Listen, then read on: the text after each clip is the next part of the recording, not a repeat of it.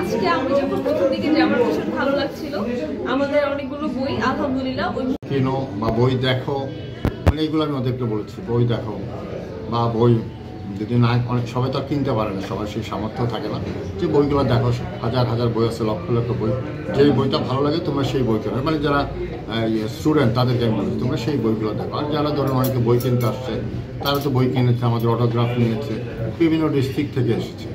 আচ্ছা, ধরেন আপনাকে নিয়ে প্রথম মোস্তাক ভাই স্লোগান দিয়েছে এবং অনেকে বিভিন্ন ধরনের স্লোগানও দিয়েছে, আসলে এই বিষয়টা আপনি কি বলতে চান? না, আমি তো ধরেন কার মনের ভিতরে কী আছে সেটা তো আমি বলতে পারি না। আমি সবসময় বলি দেখেন, যখন আমরা যখন মেলায় ঢুকলাম, শত শত লোক আগে আসছে, হ্যাঁ, এবং এটি কিন্তু শুধু একটি বয়সের না, হ্যাঁ, সকল বয়সের ছোটো বাচ্চা থেকে শুরু করে ধরেন অনেক বৃদ্ধ মানুষও হ্যাঁ এগিয়ে আসছে, সবাই আমাদের সাথে সেলফি তুলছে, মানে একটা মনে হচ্ছে একটা সেলফি তোলার জন্যই তারা আসছে। এর মাঝে আবার হয়তো অনেকে ভালো নাও লাগতে পারে, সবাই তো আমাকে যেমন ফেসবুকে দেখেন কমেন্ট করে, অনেকে নানান রকমের কমেন্ট করে, অনেকে ধরেন বাজে কমেন্টও করে। তা আমি সবাইকে বলি দেখেন, আপনি না জেনে শুনে কিছু বলবেন না।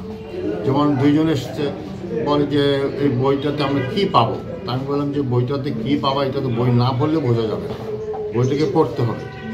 তা আমি বললাম যে এখানে পরিসমাপ্তিতে একটা চ্যাপ্টার আছে, 1.5 পৃষ্ঠার একটা চ্যাপ্টার, আমি সে না কিনেও এটা পড়া যায়, ওখানেই টোটাল আপনার জিনিসটা পরিসমাপ্তিতে রয়েছে, আমরা কী মেসেজ দিতে চাচ্ছি। এবং সেই মেসেজটা ছিল, আমি যে কথা বারবার বলছি যে আমরা বিয়ে করেছি মুসলিম শরিয়া এবং দেশের আইন মেনে, কিন্তু আমাদের দেশে দেখেন সামাজিক প্রেক্ষাপটে এটা একটু বয়সের ব্যবধানটা অনেকের চোখে একটু দৃষ্টিগত লাগছে, বা অনেকের হয়তো মেনে নিতেও পারছে না। কিন্তু আমি বলছি যে দেশেতে এমন কোনো আইন নেই যে এত বয়সের পার থেকে বিয়ে করা যাবে না। সারা বিশ্বে এটা নিয়ে কোনো প্রবলেম নেই, আমাদের এখানে যেহেতু প্রবলেম আছে, তো আমি এটাকে এনকারেজও করছি না। আমি বলছি যে এটার জন্য আমাদের অনেক কিছু ফেস করতে হয়েছে। তা আমি সবাইকে এই মেসেজটা দিতে চাচ্ছি যারা ইয়াং জেনারেশন আছে, যে আমাদের যে ফেস করেছে আমরা বিভিন্ন, তো জীবন তো আমাদের একটাই, এই জীবনটাকে সুন্দর রাখা ভালো এবং জীবনটাকে সহজ করা ভালো। আমরা ছেলেকে সহজ করতে পারি, এটা কঠিন করতে পারি, সবাই তো আর আমার মতো না। কারণ আমি একটা পরিণত বয়স এসেছি, আমি হয়তো অনেক কিছু খুব শান্তভাবে ফেস করতে পারি, যেটা তার জন্য নাও পারতে পারে। তো সেই জন্য আমার স্টুডেন্টদের আমি বলেছি আমার বই আর কি, যে তোমরা 3টা অ্যাডভাইস, পড়াশোনা এবং নিজে প্রতিষ্ঠিত হও এবং ফ্যামিলির সাথে একটা ভালো রিলেশন নাও। কারণ দেখা গেছে অনেক সময় ফ্যামিলির রিলেশন খারাপ থাকলে ধরেন ছেলেমেয়েরা একটু ডাইভার্ট হয়ে যায়। তো ফ্যামিলির সাথে যদি সম্পর্কটা সুন্দর থাকে, ভালো থাকে, তাহলে ফ্যামিলিতে ধরেন একটা প্রবলেম হলে তারা বাবা মার সাথে শেয়ার করতে পারবে, সেটা সহজে সলভ করা যাবে। এই কথাগুলো আমি বলেছি। আরেকটি কথা বলেছি, যেহেতু এটা অসামাজিক কিছু না, এটা অবৈধ কিছু না, কিছু যদি ধরেন একটা যেমন বয়সের ব্যবধান কিছুটা যদি অসমতা থেকেও থাকে, কিন্তু যেহেতু এটা সুন্দর এবং পবিত্র বন্ধনে আমরা আবদ্ধ হয়েছি, আমরা 1 বছর ধরে সংসার করছি এবং আমরা ভালো আছি, সুখে আছি, শান্তিতে আছি। তো সুখে শান্তিতে যেহেতু আছি, আমার মনে হয় এটা নিয়ে আর কোনো আলোচনা করার আমি প্রশ্ন উঠে বা এটা কোনো আলোচনার দাবি রাখে আমার কাছে এটা মনে হয় না। আচ্ছা, অনেকে বলছে, অনেক পাঠকেরও বলছে যে আপনি বইমেলা আপনার মানে বলছি কেন আসছে, আমাকে যেটা বলছে যে আমরা শুধু আপনাকে দেখতে আসছি। যেমন আমি একটা দেখেছি আপনার, এটা বলে আমি কালকের আগের দিন যখন গেলাম, তা একটা মেয়ে বলছিল যে আমি শুধু আসছি এই জন্য, আমি এই জন্যই আসছি, তারপরে সে আবার ট্রল করছে। তো আমরা আসলে অনেকে আসতেছে মজা করার জন্য, অনেকে আসতেছে আমাদের দেখেন আমাদের বই নিয়ে অনেকে তাদের শেয়ার করছে, কেন? তাদের ভিউজ বাড়ানোর জন্য, বলে তারা সেলিব্রিটি হতে চায়। এখন আমাদের নিয়ে সেলিব্রিটি হওয়ার একটা নেশা পেয়ে গেছে। আপনি বলছেন যে আপনাকে নিয়ে মজা করে, আপনাকে মজার কোনো কিছু না, আমি তো সেটা বুঝি না, আমি তো কেউ মজার মানুষ না, আমি আনন্দপ্রিয় মানুষ, কিন্তু আমি তো খুবই গঠনমূলক কথা বলি।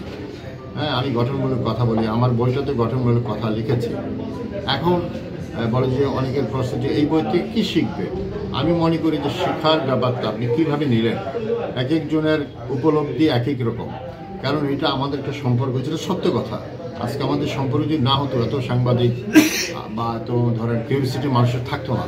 কিন্তু এই সম্পর্ক নিয়ে যে আমরা একটা ক্রাইসিস ফেস করেছি, এটা কেন বলতে চাচ্ছি, ধরেন আরেকজন লোক হয়তো এরকম হয়তো আরও অনেকে যদি করতে চায়, তখন তাকে বুঝতে হবে যে আমরা এইসব ক্রাইসিসে পড়তে পারি।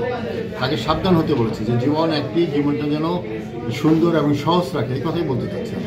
আজকে অনেক প্রকাশক বা অনেক স্টলের মালিকরাও এই ধরনের কথা বলেছে যে আপনাদের যে বইটি রয়েছে কিন্তু আপনারা অনেক ধরনের অ্যাডভাইস সব কিছু নিয়ে কথা বলেছেন।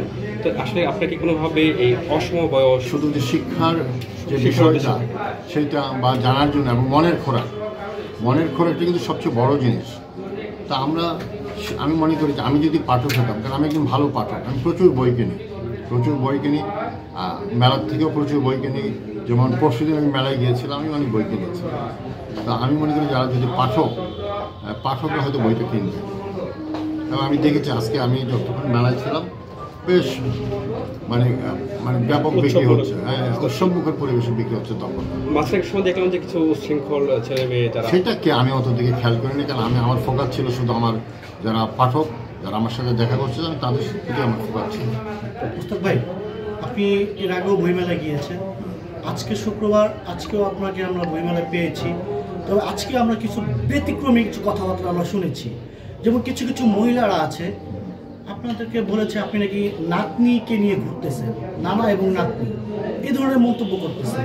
তো কেন এগুলো? আমি তো এটা শুনি নাই কোন মহিলা বলছে, আমি শুধু দেখেছি কয়েকজন বয়স্ক মহিলা ওকে জড়িয়ে ধরেছে, আমাদের সাথে ছবি তোলে। কোনো অবৈধ কিছু করো নাই, আজকাল অনেকে অবৈধ কিছু করে। তোমার এত সাহস দেখে আমরা তোমাকে দোয়া করছি, এবং আমার ক্যামেরায় সেই ছবি আছে। তারাই কিন্তু আবার বাইরে এসে এই কথাগুলো এক একজন এক এক রকম কথা বলে, বুঝছেন। আমরা হয়তো এখানে যেমন আছে না, ধরেন এখানে এক কথা বলি, আবার বাইরে যে কথা বলি, এটা এক একজনের ক্যারেক্টার এক এক রকম। আমি কারো সমালোচনা করতে চাচ্ছি আচ্ছা, না। তিশার কাছে একটু জানতে চাচ্ছি যে আপনি তো এর আগেও বইমেলাতে এসেছেন, তো আজকের পরিবেশটা আপনার কাছে আসলে কেমন লাগছে?